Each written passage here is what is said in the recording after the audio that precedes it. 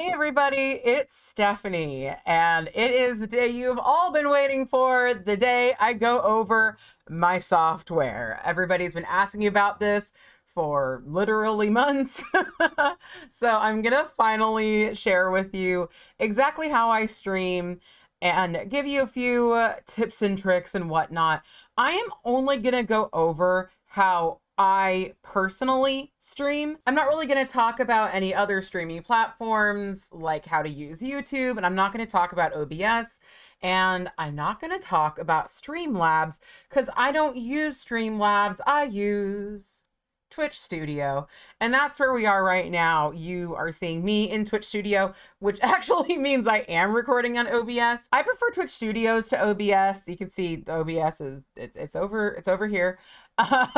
You can see the OBS is being used. Most of the basic processes are the same between OBS and Twitch, but I've just kind of fallen in love with Twitch Studio. There's a lot of things that Twitch Studio has that OBS doesn't have.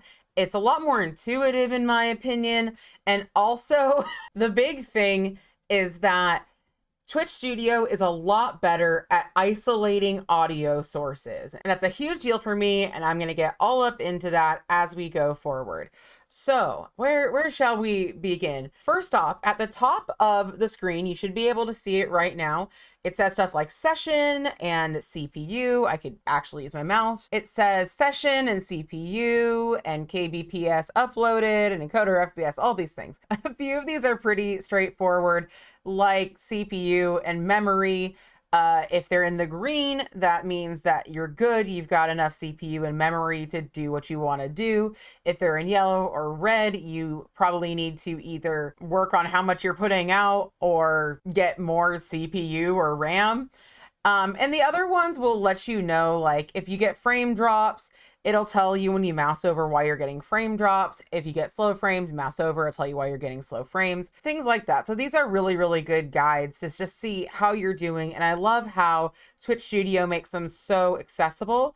Also something that if you start up with Twitch, when you just like open Twitch Studio the first time, that it's going to have is going to be the number of people in your audience. And I cannot recommend enough to remove that entirely. You don't want to know how many people are in your audience. Maybe you do, but most streamers I know that are serious about streaming or have any level of, I don't know, anxiety or anything, they're gonna want to not see how many people are in their stream. So how you do that is you edit your layout. I don't have it on here right now, so I can't take it off, but these X's will just remove these tiles. And one of them had the number of people in my audience. So I just removed that sucker and I haven't looked back. If you really want to see how many people are in your audience, you can go to your stream manager within Twitch inside your browser. But there are so few times when I think it's necessary to see how many people are in your audience. Like the only time I would really suggest that ever would be if you're like feeling sick and want to log off and just want to like gauge how many people are there. That's happened to me once or twice, just being like, oh, I'm not feeling good. I'm going to see, is there a lot of people in the audience? But that was more towards like the beginning, because as you develop on Twitch, you're going to have a certain baseline of audience members that are always there. And so it could be harder to tell. Like sometimes I'll be like, dang, nobody was here. And then I'll look at my stream summary after and I'll find out I had like either an average or above average attendance in my stream. And that's always pretty fun. So you never know. Sometimes people are just lurking and vibing and they're not chatting. And sometimes every single person in chat that's watching is chatting. So, you might have less people than you think. But for me, being able to see the amount of people in my audience, it just makes me nervous regardless. If there's no one there, I'm sad and want to know what I can do better. If there's a lot of people there, I'm nervous that I have to perform for so many people. If somebody leaves, then I'm worried I've offended them.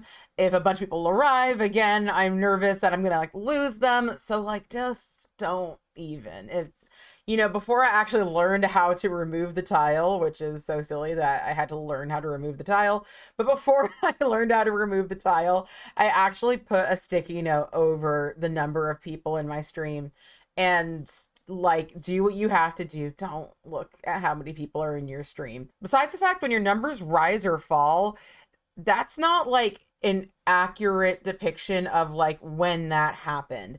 It doesn't happen instantaneously. When someone comes in your chat, your number isn't going to go up immediately. When someone leaves, it's not going to go down immediately. So a thing that a lot of people do is they'll be quiet, they won't talk, they won't be engaging until they see somebody enter their chat. And this, of course, is people who are newer streamers, really small streamers, how everybody pretty much starts out. Unless you have a very big YouTube channel or already a celebrity, you're going to be starting out with very few people in your chat. And by the time you know they've entered your chat, they might already be gone. They've already come in, they've already seen you're not doing anything, they're already seeing that they don't really care about the stream. By the time you see them, they're already gone. And plus, it's super awkward to enter someone's stream and not make yourself known and have them notice that you've come in the stream. And like, I've seen some things where people will even check like the list of people in the stream and be like, hey, you, why aren't you talking? And it's like, would you like that? If somebody did that to you, that would be a one-way ticket out of that stream forever for me personally. So the less you worry about how many people you have in your stream, the better. And you might be wondering if you're not relying on the stream numbers to tell you if you're doing well, what do you do to tell you if you're doing well?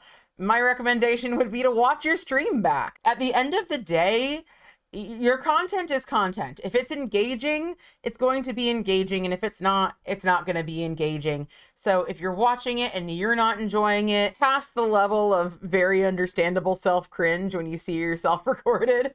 But if you can get past that and then see if, you know, you're enjoying your own content, then that will tell you more than how many people attended your stream. Also, it is very hard to grow only on Twitch.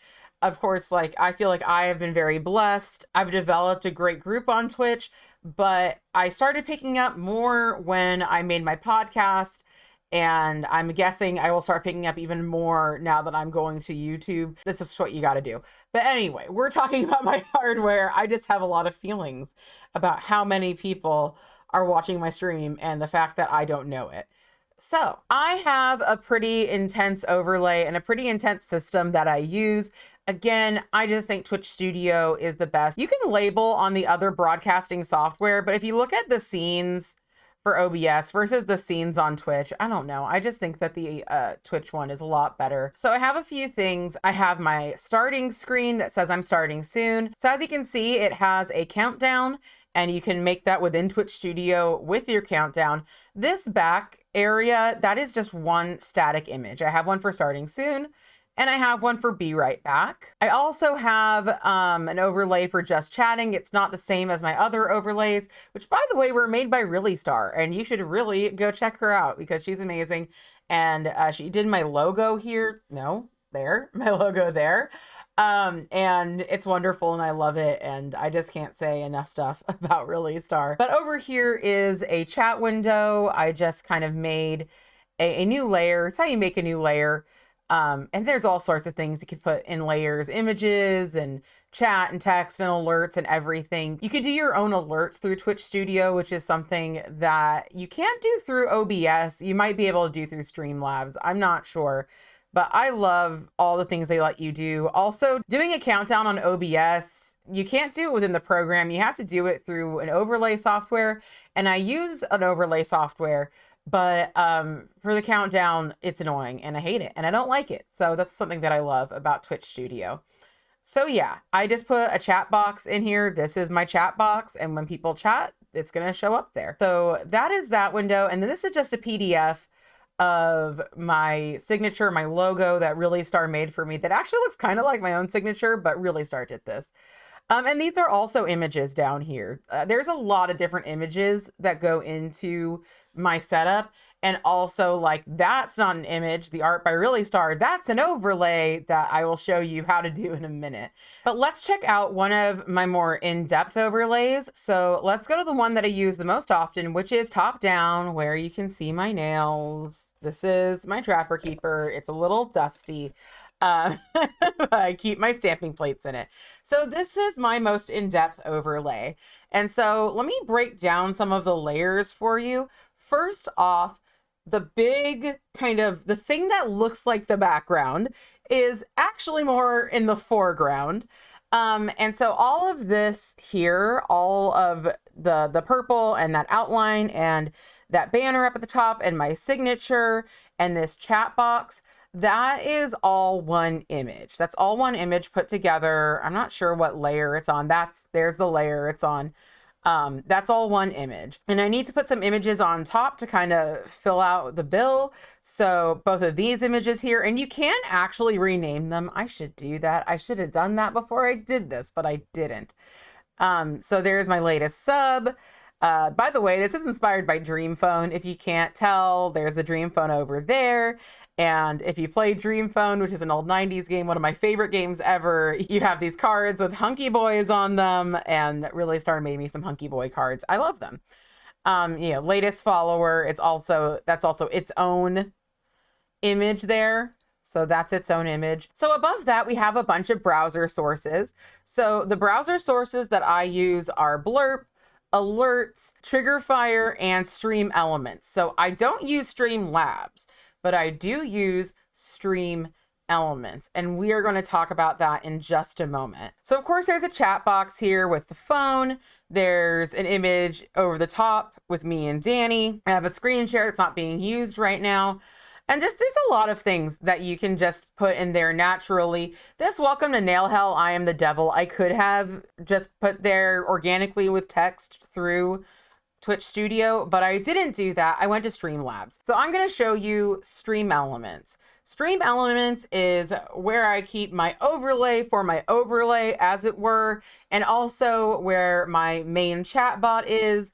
It's a really great service. So let me show that to you. So we are in Streamelements. One really nice thing about all these different programs I'm going to show you is that they're usually really easy to link with your Twitch. You kind of just have to be in the same browser as Twitch is. So this is in the same browser, in the same Google account. So it's pretty easy to just say like continue with Twitch.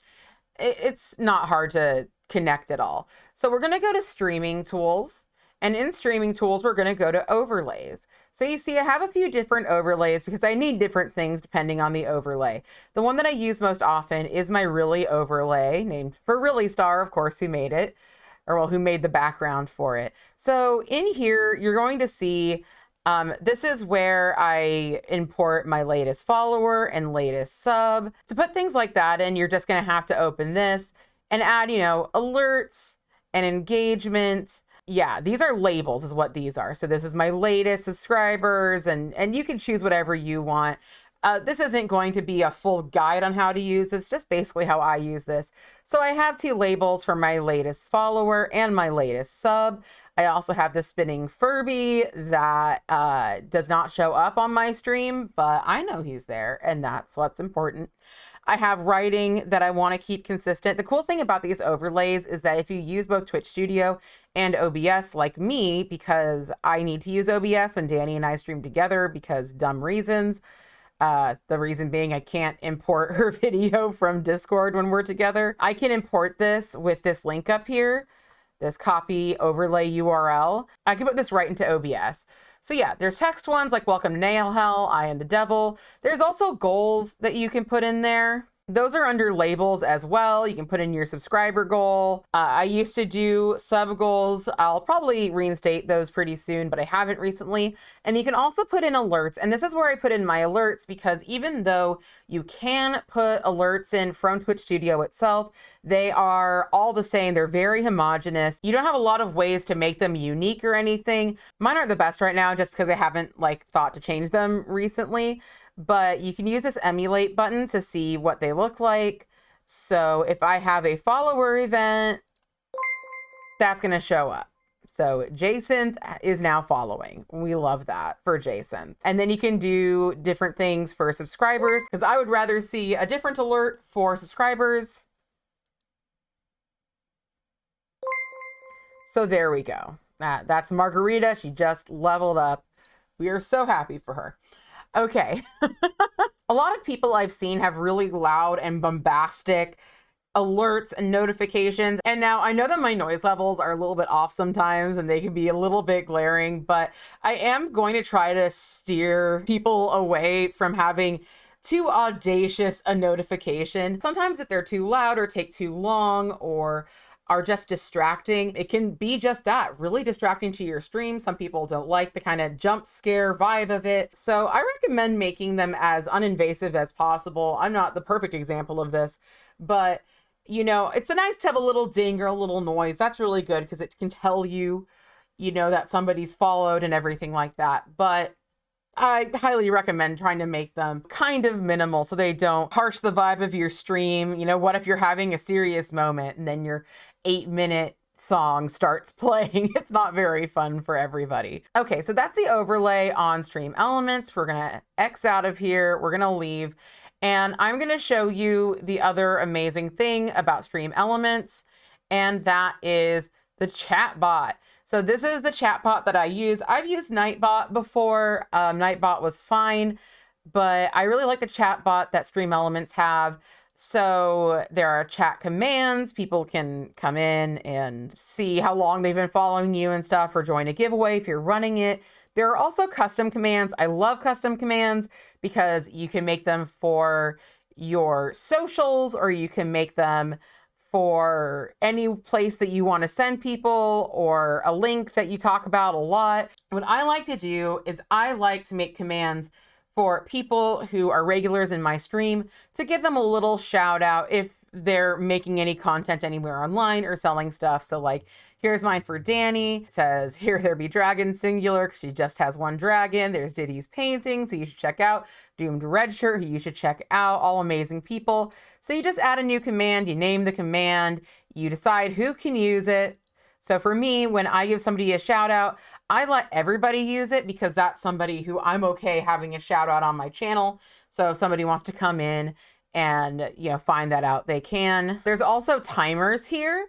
So you can make your chatbot just say whatever you want it to say whenever you want it to. One thing you're going to want to do is make sure that all these intervals are at different intervals if you're having a bunch of things running. Because the interval online is how long you have to be online before the timer goes. And then the interval offline is how often it goes. And if you don't want all of these popping up at the same time, you're going to want to kind of pace out these intervals. And also, I have these set so that they'll only go off if a certain number of lines have been met of chat. That doesn't mean that as soon as the chat has reached that many lines, it's automatically going to go off. That's just so if nobody's in your chat and no one said anything, your empty chat isn't just being bombarded by these notifications for nobody. It's kind of embarrassing and demoralizing, in my opinion, when that happens. There's other things here. I don't really use it. One thing that I do use, though, is giveaways. I use giveaways. They're pretty self-explanatory, although they can be a little daunting because you don't want to mess up a giveaway because you're trying to give away something. You can like have a visual of the giveaway. I don't like doing the visual of the giveaway, but let's just say I'm doing this giveaway. We want our subscribers to have 3 times chances of winning. I always tell people if the subscribers have a different chance of winning, just to be transparent about it. We can send confirmations when buying tickets via chat. I really recommend that because then people can know that they have bought a ticket and don't have to just hope it went through. Create and start. All right, so after you've opened a giveaway and people have entered, nobody has entered mine because they can't, then you're going to close giveaway and it's going to let you draw the winner. So yeah, I always like feel so nervous when I do that. But yeah, and then you're going to draw a winner and then, you know, you can tell the winner they won and it's great. There are a lot of other things that Streamelements can do for you. They can give you like sponsorship opportunities. I've never taken them up on their sponsorship opportunities, but if you wanted to, you could. You can also track donations. I don't do that. I just have people go through Twitch. And yeah, it's a pretty great service. So let's look at some of the other services that I use.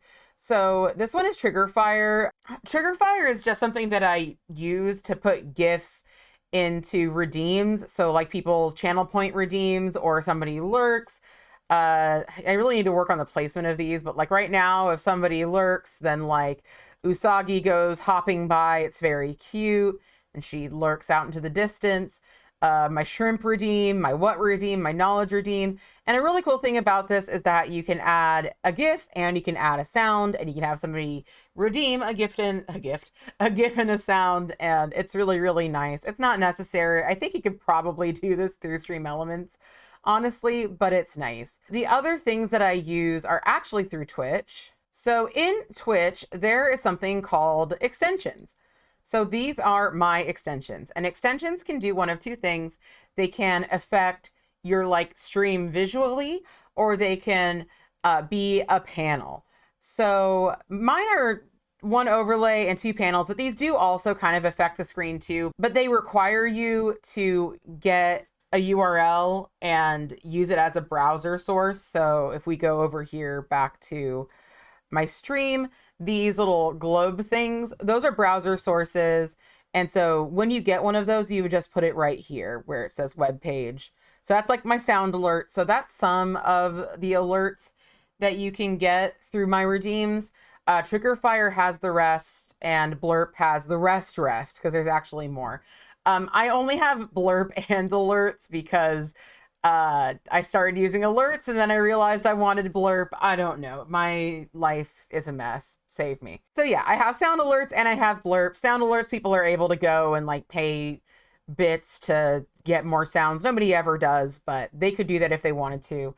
And then one of my favorite things, and such an essential thing if you want to be running an inclusive stream that people love, is the Stream Closed Captioner. So Stream CC is what I use. It's very easy. It's pretty automatic. I don't really have to deal with it at all on my end. And I believe, correct me if I'm wrong in the comments, I believe that the viewers themselves can move around and adjust the closed captioning window on their own.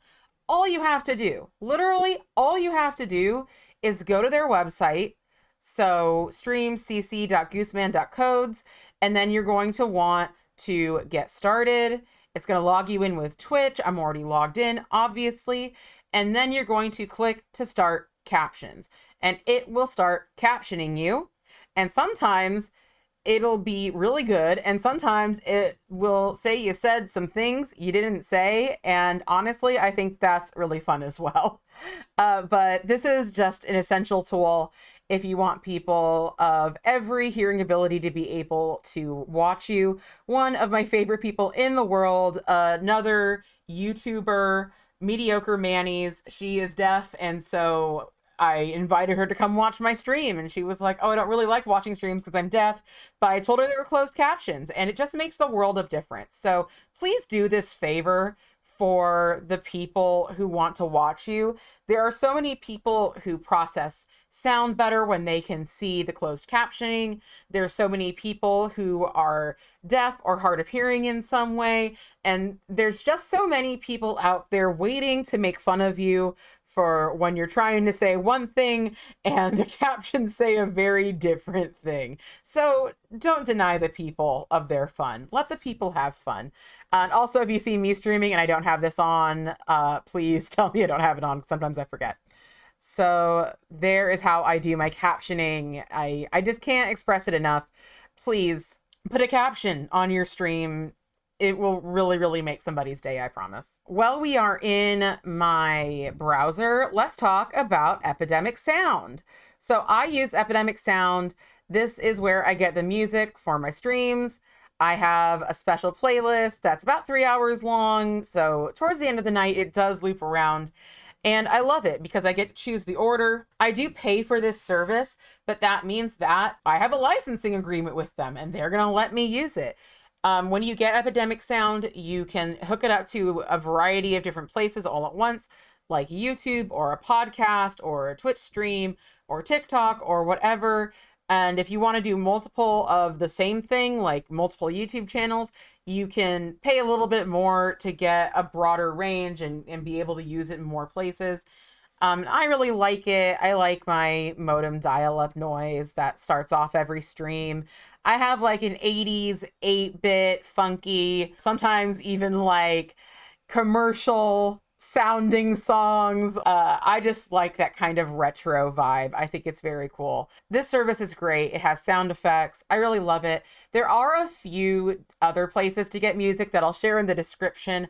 My favorite places to get music that aren't Epidemic Sound are Game Chops, which is really great because it is royalty free, but somehow they have legally worked it out that they're using the sound from various video games and making it into music that they now have the rights to, and you now have not the rights to, but you are allowed to use. There is also Chill Hop, which a lot of people use. It's just lo-fi. It's very nice. And one of my absolute faves, which is White Bat Audio, which is a more like industrial, grungy, just like kind of like hardcore kind of sound. They do also have some chill wave on there. I stopped using it because some people said it made them nervous. It was a little too intense, but I really, really liked White Bat Audio. They all have their own rules for how to use them appropriately. So please be sure to read their About Me and the description of any song you want to use to make sure that you are giving them the credit where their credit is due. All right.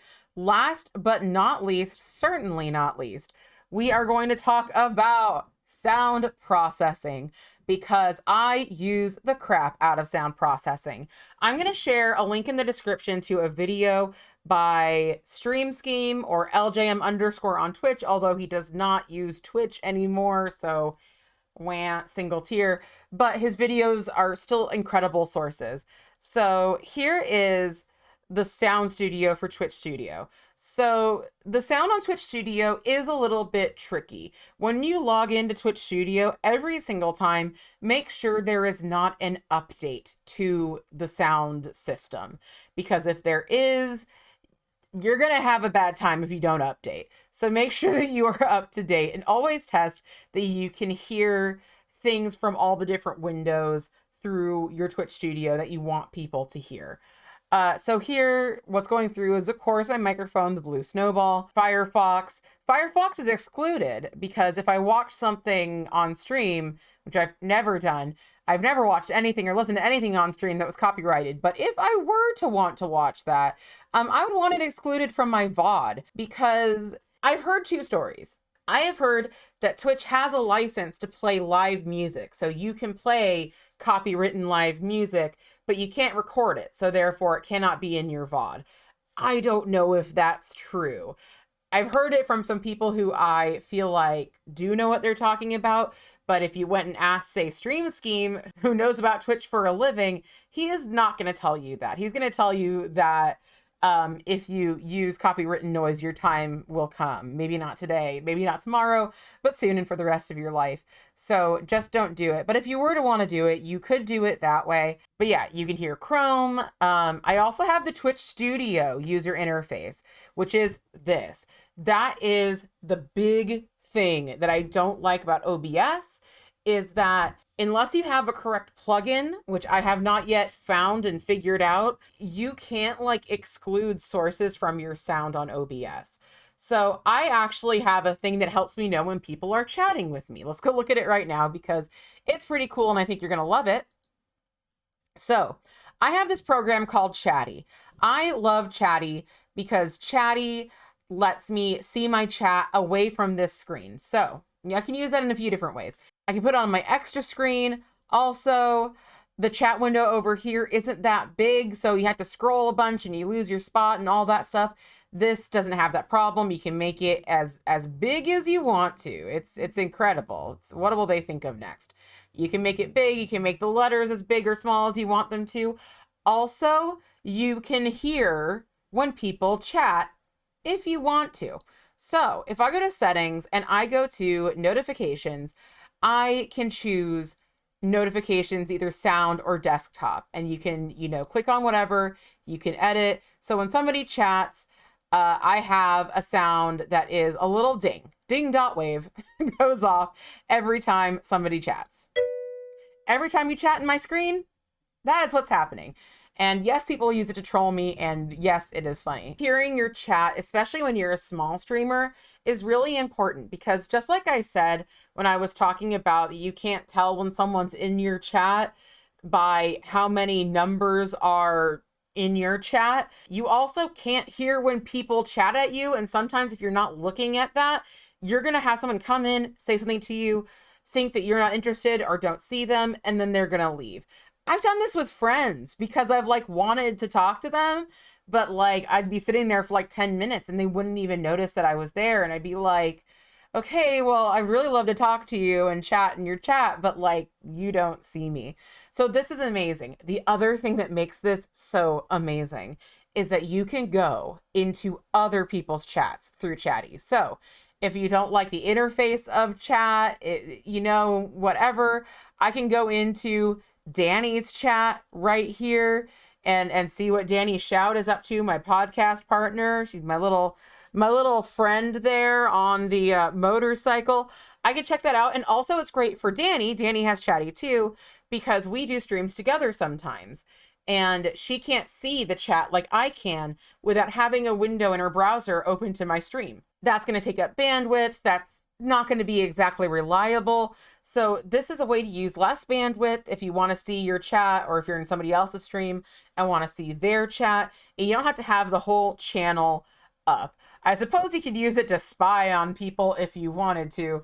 But I never do that. No, I don't do that. I don't even know what I would want to see. So yeah, I love Chatty. Chatty is the best thing in the world. And I think every small streamer should be using Chatty. But if you're using Chatty, your audience can hear your dings as well if you are using OBS. So here, I don't share my entire desktop audio. I just share my Twitch Studio UI so that people can hear what's, you know, playing out of there. People can hear what's coming out of Chrome. They can hear what's coming out of Mozilla Firefox and Stardew Valley if I'm playing Stardew Valley, and Audacity for some reason. It's probably just because it's open. I have no idea. For some reason, Audacity's there. Yeah, and so on your microphone, whatever microphone you're using, something you're going to want to do is you're going to want to process your audio. And I've already said that I'm going to share a video about this, but I'll say it again. I'm going to share a video about this because I went on a tangent. A video by Stream Scheme or LJM_ on Twitch. And that's going to tell you mostly what I do, but I will also just kind of show you what I do. So there's a few things that I don't really use for this, except for exclude from clips and VODs. That's pretty useful if you don't want something in a clip or a VOD. There's the compressor, which is going to hopefully stop your voice from peaking when you're too loud, as it says. And I have that problem a lot, so I use that a lot. There is the noise gate. The noise gate is great because it kind of stops stuff like a fan in the background or typing on your computer. It tells your microphone, hey, don't start recording until the sound gets to this level of loudness. -32 might not be where you want it, but it works well for me. And it doesn't stop background noise while you're talking, but it stops it from when you're not talking. It stops like the background noise from just being there. There's also the noise suppressor, which is really good on Twitch. I used it at moderate. That will keep fan noises and keyboard noises and stuff at bay to at least a point when you're actually actively speaking. And those are the three things that I use. Oh, there's also the limiter. So the fourth thing, I was like, I know there's another thing. There's the limiter. This is how it looks like on Twitch Studio. If you're going through OBS, you're going to have to type in a number manually, but it makes it so that when I talk really loud, it like won't go past that point. It won't let me talk that loud. And that's how I like it. So that is how I process my audio. You do need a microphone that is like close-ish to your mouth. Right now, my microphone's about a foot away from me. I have a very loud voice, but most people can get away with about a foot away, but it's on this arm right here. It can be as close as we want it to be. if you want to be that close. But yeah, I'm really loud. Nothing ever has a problem picking me up. So, but I know that I'm not normal in that way. There is one very, very last thing that I want to cover, and that is how I make videos. Because people have asked me, how do you make videos? How do you edit them? I'll probably do a video more about this later, but I wanted to go into it today because mainly I use my webcam and I use Twitch Studio. You can do this on OBS. I'm sure you can do it on Streamlabs as well. It'd be weird if you couldn't. But you don't just have to stream. You can also record a video. Oh my God, I'm recording 2 videos at once. This is Videoception. But anyway, yeah, I record on here. I just, feed my webcam through Twitch Studio, and this is how I record a video. And, if I want to do top down, there we go. We're top down. Oh yeah, that's another thing I didn't talk about really. So I have a screen share window. Let me end my recording. I have a screen share window over here that I use a lot. It's not, oh, it is picking up that screen over there now. And how I make it so I can switch between different screens so fast. So we're in top down and oh my goodness, we're in screen share now. That is just because I have the screen share on a different scene, and all I have to do is switch between them. Everything's the same. You can even duplicate a scene. So if you wanted to have your top-down view, I accidentally went in there. So if you want to have your top-down view, and then you want to make something exactly a replica of it with all the same stuff in there, all the same browsers, everything, you would just duplicate it, and then you make a screen share, put it where your top-down view usually is. It's really nice.